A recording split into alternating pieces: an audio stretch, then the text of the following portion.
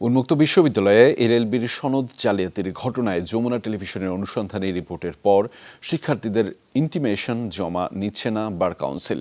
এ বিষয়ে বাংলাদেশ বার কাউন্সিলের নির্বাহী কমিটির সদস্য মোখলেসুর রহমান বাদল জানিয়েছেন, উন্মুক্ত বিশ্ববিদ্যালয়ে এলএলবি সনদ বিক্রি ও জালিয়াতির তথ্য গণমাধ্যমে উঠে আসায় আপাতত বাউবি শিক্ষার্থীদের ইন্টিমেশন কার্যক্রম বন্ধ রাখা হয়েছে। আইন অনুযায়ী বার কাউন্সিল যে কোনো বিশ্ববিদ্যালয়ের আইন বিষয়ে পড়াশোনা কার্যক্রম ও ফলাফল তদারকি করার সর্বোচ্চ ক্ষমতা রাখে।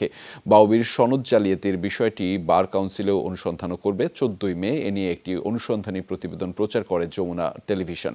এতে দেখানো হয় 70,000 টাকায় একদিনে দালালদের মাধ্যমে তৈরি হচ্ছে বাংলাদেশ উন্মুক্ত বিশ্ববিদ্যালয়ের এলএলবির সনদ।